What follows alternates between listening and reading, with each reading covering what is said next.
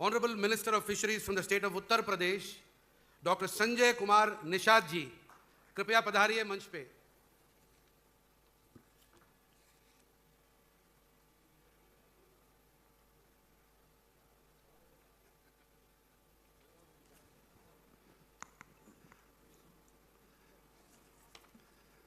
आज के इस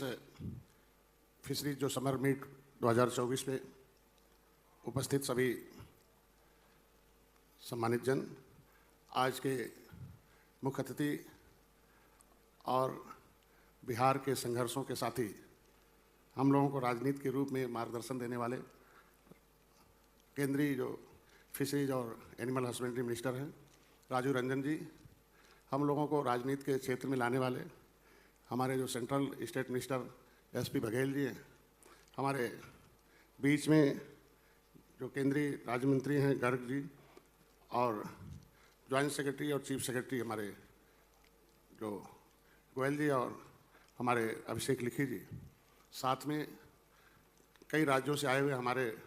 फिशरीज मिनिस्टर हैं और सभी केंद्रीय जितने भी सेक्रेटरी हैं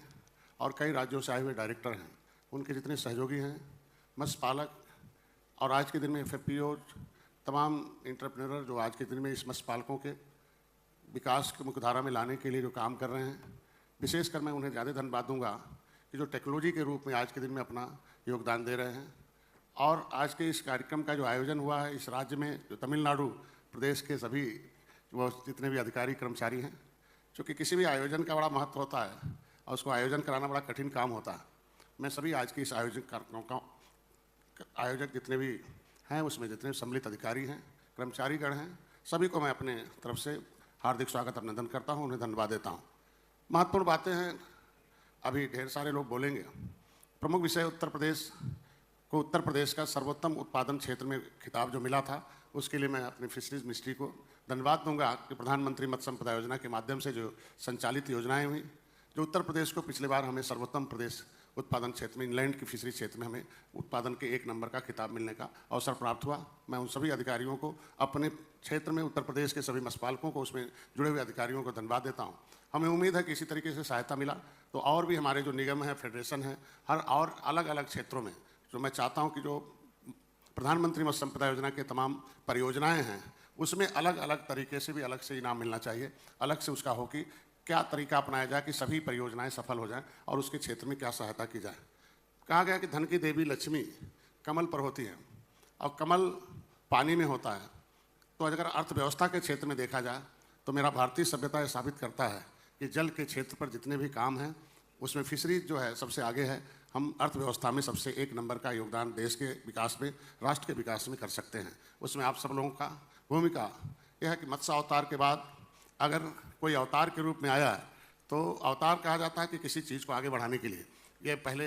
किसी विभाग के अंदर हुआ करता था फिशरीज, लेकिन आज मत्स्य मंत्रालय को माननीय प्रधानमंत्री ने अलग करके, माननीय गृह मंत्री ने इसे अलग करके उसको मत्स्य मंत्रालय का अलग दर्जा देकर, मत्स्य क्षेत्र में उसका बजट देकर अलग से मत्स्य पालकों, मछुआरों की तरफ से, चूँकि मैं मछुआरों का नेतृत्व करता हूँ और संजोग से मैं फिशरमैन कमेटी से बिलोंग करता हूँ और मत्स्य मंत्रालय जब अलग हुआ, यह मैं सभी लोगों को, जो उन कर्मचारियों ने इसे मत्स्य मंत्रालय को अलग किया और जो उसमें लोगों ने प्रोजेक्ट बनाया, उसे प्रधानमंत्री मत्स्य संपदा योजना के रूप में जो बजट दिया, उसके लिए मैं आभारी हूं। और उत्तर प्रदेश में भी मत्स्य मंत्रालय पहली बार अलग हुआ, एक अलग मंत्रालय बना, उसका पहला मंत्रालय डॉक्टर संजय को अवसर मिला है। मैं अपनी सरकार को अपनी तरफ से बधाई देता हूं।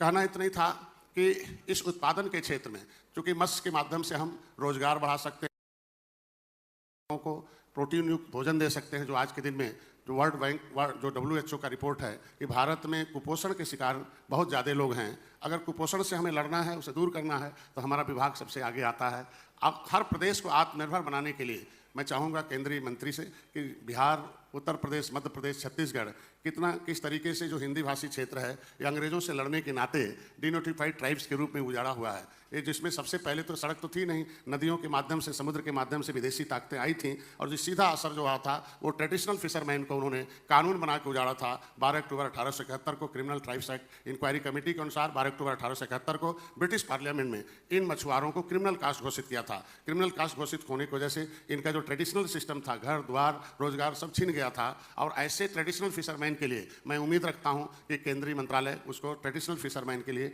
और डिनोटिफाइड ट्राइब्स के रूप में जो भारत सरकार ने अलग से इनके लिए व्यवस्था दी है कि रिपोर्ट है जो criminal tribes act inquiry committee अंथा सेमेनंगार 1949-50 कि इनके लिए 74 प्रकार की व्यवस्था देकर इनको विकास की मुख्यधारा में लाया जा सके। मैं अपने राज्य मंत्री हमारे जो उत्तर प्रदेश के हैं बघेल जी से भी उम्मीद रखता हूं कि एक प्रेजेंटेशन उनका है, उत्तर प्रदेश में सबसे ज़्यादा कहर इनके ऊपर है, तो ऐसे में एक स्पेशल पैकेज देकर उत्तर प्रदेश, बिहार और छत्तीसगढ़ और मध्य प्रदेश जो है इसको आगे बढ़ाने का काम करेंगे। क्योंकि नदियों का जाल बहुत अधिक है उत्तर प्रदेश बिहार में, वेटलैंड बहुत है, गरीबी बहुत अधिक है। कोरोना में आपने देखा होगा कि किस तरीके से ये ट्राइबल की ज़िंदगी जीते हुए दूसरे प्रदेशों में, दिल्ली में, बंगलोर में, पंजाब में, हरियाणा में और बॉम्बे, तमाम देश प्रदेशों में जाकर वहाँ के लोग बसे हुए थे और किस तरीके से कोरोना में देखा गया है। तो ऐसे में जो योजना बनी है प्रधानमंत्री मत्स्य संपदा योजना, हम उम्मीद रखते हैं कि उसमें ऐसे ट्रेडिशनल फिशरमैन के लिए प्राथमिकता दी जाए, क्योंकि अगर वो ट्रेडिशनल फिशरमैन को मिलता है तो वो एक काम करने में निपुण होते हैं। और ये भी जेनेटिकली रूप से हम सब लोग तमाम इसमें साइंटिस्ट लोग बैठे हुए हैं, जेनेटिकली रूप से जिसको ट्रेडिशनल काम होता है वो आसानी से कर लेता है। व्यापारी का बेटा आसानी से व्यापारी कर लेता है। उसी तरीके से मछली पालन का काम मछुआरों को अगर प्राथमिकता दी जाए, उन्हें स्पेशल पैकेज दिया जाए। उत्तर प्रदेश में विसंगति है, बिहार में, मध्य प्रदेश में, छत्तीसगढ़ में विसंगति है कि हम 60% जो सब्सिडी देते हैं उसमें एससी को 60% मिल जाता है, महिला को मिल जाता है, लेकिन वहाँ एससी का दर्जा न होने के नाते अभी वो अधर में लटका हुआ है। ऐसे में उन्हें 40% मिलता है, तो मछुआरों को 40% मिलता है, दूसरे कास्ट को 60% मिलता है। तो उनके अंदर एक मैसेज आता है कि ये हमारे लिए होना चाहिए। तो इसके लिए मैं चाहता हूँ कि यहाँ से आज के दिन में मैं इस बात को उम्मीद रखता हूँ कि पिछले बार भी लिखी जी से कहा था कि इसको कुछ हमने सुझाव दिए थे, उसे लागू करें जिससे कि हम लोग आगे बढ़ सकते हैं। दूसरा, पैसा हम देते हैं इन्वेस्टर को, हम इन्वेस्टर भी, गरीब आदमी भी 40% लगाता है। केंद्र सरकार 60% देती है, राज्य सरकार 40 देती है। हम लोग पैसा इन्वेस्ट कर रहे हैं, तो ये हम जो है, अगर हम आधुनिक परंपरागत पेशे को हम अगर आधुनिक तरीका अपनाते हैं, परंपरागत पेशा जो है, परंपरागत तरीका मछली मारने का, मछली बेचने का, मछली पालने का, मछली तैयार करने का, उत्पादन में परंपरागत को अगर हम आधुनिक लाते हैं तो उनको हमें उस साइंस के सारे किट, पूरे के पूरे उनको किट उपलब्ध होना चाहिए। किट के साथ साथ कनेक्शन भी होना चाहिए। एक ऐप बने जिसके माध्यम से जिसको भी हम लाभार्थी बनाते हों उसको उसके बारे में पूरी ट्रेनिंग दी जाए कि शुरू में क्या करना है, सेकंड लाइन में क्या करना, थर्ड लाइन में क्या करना, फोर्थ लाइन में क्या करना। जब तक वो ऑलरेडी वह फिर उसमें निपुण न हो जाए तब तक हमारा कनेक्शन एक सिस्टम के माध्यम से, हमारे पास तमाम साइंटिस्ट हैं, हम तमाम इसमें व्यापारी लोग भी, इसमें कुछ लोगों को हमको वाणिज्य विभाग से भी हमें जोड़ना चाहिए कि वो व्यापार में कैसे, मछली तो उत्पादन कर लेता है लेकिन हार्वेस्टिंग एक ही बार कर देता है। अब एक ही बार हार्वेस्टिंग करने की वजह से उसकी मछली उत्पादन तो ठीक कर लेता है, हार्वेस्टिंग करने की वजह से उसकी मार्केटिंग व्यवस्था न होने की वजह से जो बीच के लोग हैं वो अगर पूरे 1.5 साल में वो 40 रुपए की मछली ग्रोथ करता है तो बीच वाला केवल 4 घंटे के अंदर वो 40 रुपए लेता है। तो उनके जो है इतना लंबा जो गैपिंग है उसके लिए हम लोगों को सोचना चाहिए कि नेटवर्क मार्केटिंग के माध्यम से हम लोगों को व्यापार और बीच में किसानों के बीच में जो सिस्टम है वो डेवलप हो, रहें बीच के मार्केटर रहें, हम नहीं कहते न रहें, लेकिन एक निर्धारण हो जाना चाहिए कि किस तरीके से उनका मूल्य मिले। क्योंकि वो गरीब आदमी हैं, कमज़ोर आदमी हैं, देश को आज़ाद कराने वाले आदमी हैं, हम लोग उन्हीं के पैसे से पढ़ कर आए हुए हैं, उन्हीं के पैसे से हम लोग आज के दिन में देश की अर्थव्यवस्था चल रही है, उनके हम सहयोग से आज पढ़ लिख कर इस लायक हैं। तो आज के दिन में लगभग सोशल हम उनके ऋण हैं, सामाजिक ऋण एक तरीके से है, उस ऋण चुकाने के लिए हमको उनकी व्यवस्था देनी पड़ेगी। ऐसे में उत्तर प्रदेश को मैं चाहता हूँ कि सर्वोत्तम प्रदेश बना रहे, हमें एक व्यवस्था मिले कि हम फेडरेशन को भी आगे बढ़ा सकें, हम उसमें निगम को भी आगे बढ़ा सकें। हमारे यहाँ मछुआ कल्याण कोष की स्थापना हुई है, हम चाहते हैं कि हर राज्यों के तमाम मिनिस्टर आए हुए हैं, हर राज्यों में एक मछुआ कल्याण कोष की स्थापना हो, जिसके वजह से उसमें केंद्रीय बजट भी जाए उनके बच्चों की शिक्षा के लिए, उनके बच्चों के कोचिंग के लिए। वो भी आखिर मछली मारने के साथ साथ कुछ और भी आगे बढ़ जाए, हो सकता है कि उनके घर में और साइंटिस्ट बन सकते हैं, नौकरी में जा सकते हैं, और भी कर सकते हैं, बड़े व्यापारी हो सकते हैं, एंटरप्रेन्योर हो सकते हैं, उद्यमी हो सकते हैं। तो उनके मछुआ कल्याण कोष में तमाम हमारे यहाँ 12 परियोजनाएं हैं, उनका शिक्षा कोचिंग के लिए है, इलाज के लिए, मकान के लिए, उनके लिए कम्युनिटीज हॉल के लिए। हमारे यहाँ भी कभी त्रेता में भगवान राम को पार निषाद राज ने कभी गंगा पार किया था भगवान राम को, त्रेता में तो भगवान राम को पार किया था, लेकिन देश की आज़ादी में मुगलों अंग्रेजों को मौत के घाट भी उतारा था। राम को भी पार उतारा था, मुगलों अंग्रेजों को मौत के घाट भी उतारा था, और नतीजा था कि अंग्रेजों ने इन्हें क्रिमिनल कास्ट घोषित करके उजाड़ा। तो अगर देश के मछुआरों को अंग्रेजों ने क्रिमिनल कास्ट घोषित करके उजाड़ा है, उनके लिए मछुआ कल्याण कोष में मैं चाहूँगा केंद्र से भी कुछ उनको बजट दिए जाए, जिसकी वजह से हम उनके जीवन स्तर में सुधार कर दें और उसकी एक सिस्टम बन जाए कि जिसकी वजह से हम कितना बजट किसमें देते हैं। तो 12 परियोजनाएं हमारे यहाँ हैं, वो अभी इस साल, पिछले साल संचालित हो गई थी, लेकिन चुनाव के अंदर बहुत कुछ नहीं कर पाए, लेकिन इस साल हम लोग करेंगे। और सभी राज्य सरकारों के तमाम मंत्री आए हुए, मैं उम्मीद रखता हूँ कि अपने वहाँ भी इस तरीके का लोग करेंगे। और जिस तरीके से NFDB है, जो सेंट्रल फिशरी डेवलपमेंट बोर्ड है, तो मैं चाहता हूँ कि हर स्टेट में उस राज्य के विकास के लिए बोर्ड का स्थापना कराया जाए। हर राज्यों में अगर बोर्ड की स्थापना हो जाए तो उनको पैसा, उनको अपना कुछ सोच हो, उस क्षेत्र में कोई विशेष विकास हो, जो कि हर जगह अलग अलग तरीका है, भौगोलिक रूप से है, उस तरीके से मतलब वायुमंडल की वजह से है, तो किस तरीके से कौन सा प्रोजेक्ट कहाँ बढ़ाया जा सकता है, तो राज्यों में एक डेवलपमेंट बोर्ड की स्थापना कराने से एक फ़ायदा हो सकता है। तो मैं चाहता हूँ कि निषाद राज बोर्ड योजना हमारे यहाँ माता सुकेता के नाम से हम लोगों ने एक महिलाओं के सशक्तिकरण के लिए केज कल्चर कराया था कि कभी त्रेता में भगवान राम को जो उतारे थे उनको याद करने के लिए हम माता सुकेता के नाम से उत्तर प्रदेश में हम लोगों ने एक केज कल्चर, जो मछुआ कल्याण कोष में हमारे लिए पैसा था, उसके लिए कराया था हम लोगों ने, और अच्छा चल रहा। केज कल्चर है, बायोफ्लॉक है, मैं अभी बात कर रहा था लिकी से। तो बायोफ्लॉक जो है एक वैज्ञानिक विधि है। हम पैसा तो दे रहे हैं, बायोफ्लॉक का पैसा दे रहे हैं, आरएस का पैसा दे रहे हैं, हम कुछ भी पैसा दे देते, लेकिन हमको ट्रेनिंग नहीं होने की वजह से तो पता चला पैसा ले लिया, उसने बायोफ्लॉक का पॉलीथीन डाल दिया, लेकिन उसमें वो बायोफ्लॉक का पाउडर नहीं डाल रहा, बैक्टीरिया नहीं डेवलप कर रहा। अब पता चला टेम्परेचर मेंटेन करने के लिए पानी की आवश्यकता है, जब पानी हम बढ़ाएंगे तो बैक्टीरिया का डाइल्यूट हो जाता है। तो हम कितना बैक्टीरिया कब हम डालें, कितना हम बढ़ाते रहें, तो ये वैज्ञानिक विधि अगर हम एक लोगों को ले मैन के भरोसे रहेंगे तो हम लोग सफल नहीं पाएंगे। मैं यही चाहता हूँ, सफलता तो मिल रही है,